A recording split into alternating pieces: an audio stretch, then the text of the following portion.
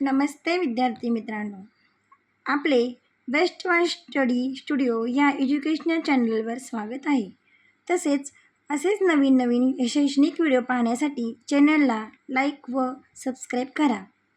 तर आज आपण इयत्ता 4 विषय मराठी पुस्तकातील दुसरा धडा बोलणारी नदी हा धडा पाहणार आहोत. एक होती मुलगी, तिचे नाव लीला.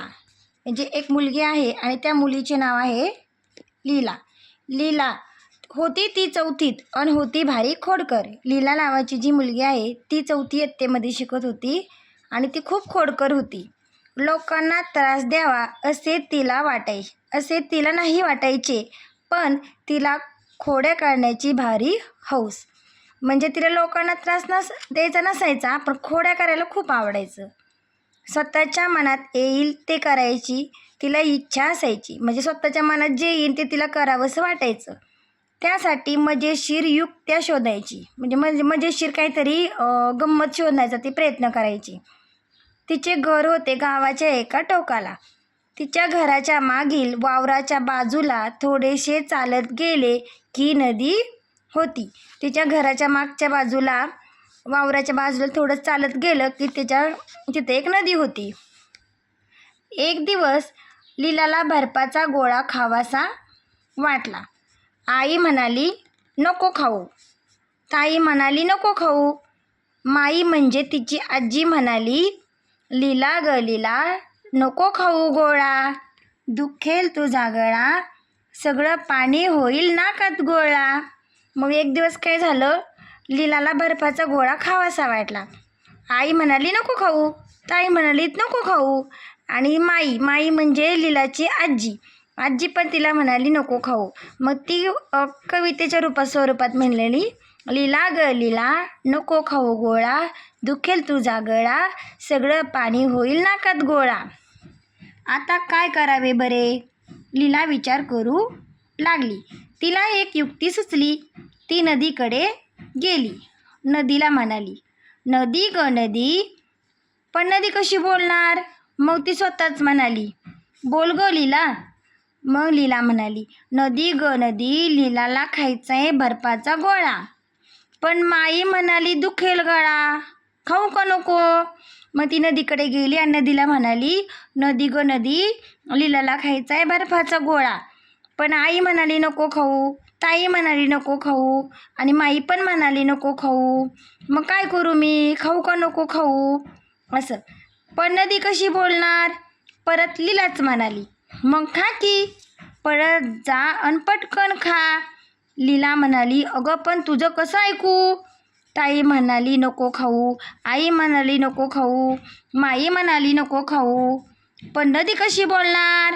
परत लीलाच म्हणाली अगं ताईपेक्षा मोठी आई, आईपेक्षा मोठी माई, पण माईपेक्षा मोठी मी, नदी बाई, माझं ऐक बरोबर.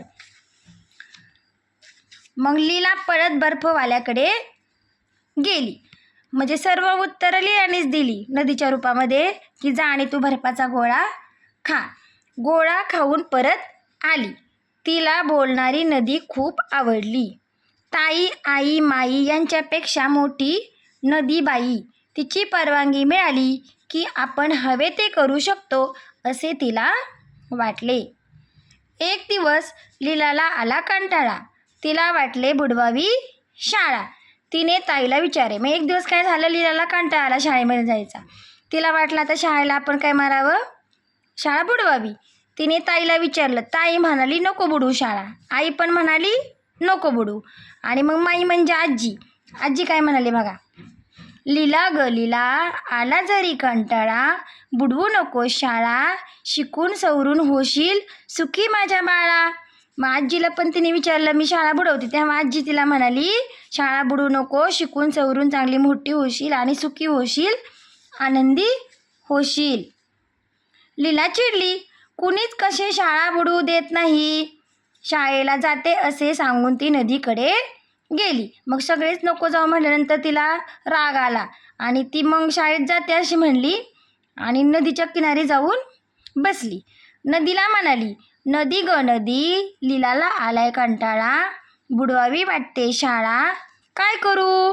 पण नदी कशी बोलणार?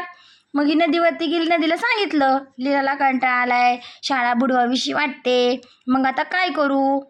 पण मग नदी कशी बोलणार? मग नदीची उत्तरं लीलाच देती. मग लीलाच बोलली, आलाय जर कंटाळा तर बुडव बिंदास शाळा. ताई आई माईपेक्षा मोठ्या नदीबाईने परवानगी दिली म्हटल्यावर लीला शाळेत गेली नाही. दिवसभर नदीकाठी वावरात खेळत राहिली. संध्याकाळी घरी आली. तिची ताई तिच्याच शाळेत 7वीत शिकत होती. लीलाने शाळा बुडवल्याचे तिला कळले होते. तिने आई व माईला पण सांगितले होते. त्या तिघींना लीलाची बोलणारी नदी पण माहीत झाली होती. त्या तिघींनी लीलाची गंमत करायचे ठरवले. तिला शाळा बुडवल्याबद्दल कोणीच काही बोलले नाही. मग लीलाने शाळा बुडवली आहे हे सर्व काही तिच्या संध्याकाळची घरी आली त्यावेळेस पण तिची जी ताई होती ती ताई पण तिच्याच शाळेमध्ये 7वीत शिकत होती. आणि लीलाने शाळा बुडवली आहे हे सर्व तिने घरी आईला आणि माईला सांगितलं. आणि लीला नदी बरोबर बोलते हे पण त्या तिघींना आता माहीत झालं होतं. त्यामुळं त्या तिघींनी आता लीलाची गंमत करायचं ठरवलं.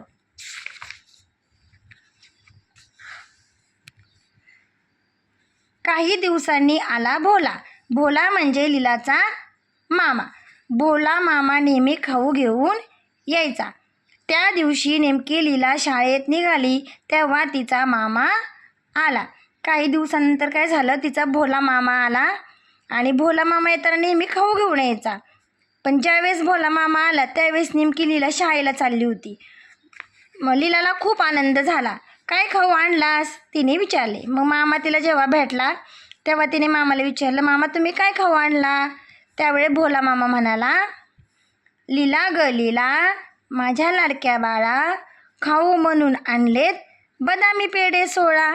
मग लीलाचा मामा पण कवितेमध्येच बोललाय, लीला ग लीला, माझ्या लाडक्या बाळा, खाऊ म्हणून आणलेत बदामी पेढे 16. 16 पेढे आणि ते पण बदामी. लीला एकदम खुश झाली.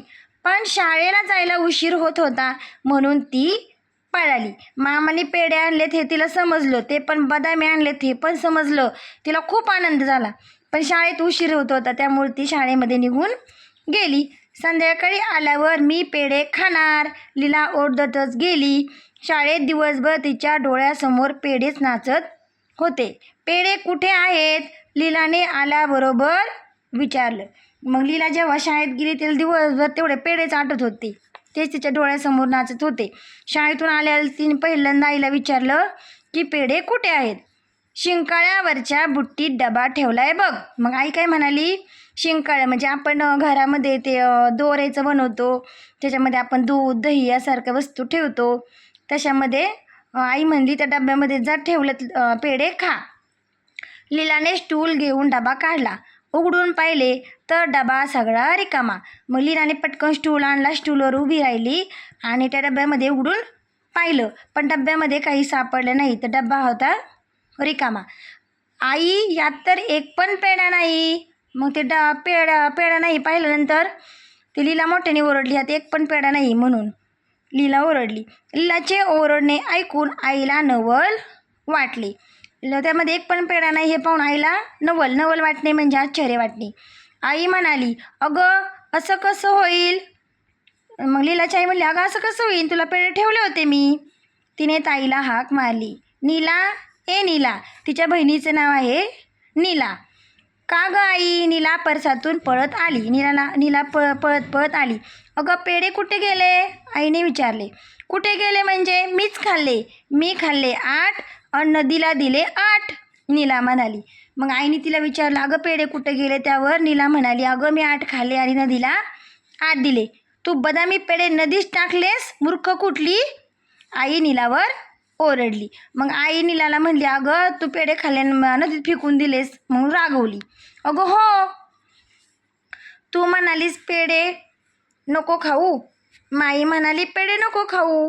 मग मी नदी माईला विचारलं. नदी म्हणाली, नीला ग नीला पेढे आहेत 16 तू घे 8 मला दे 8.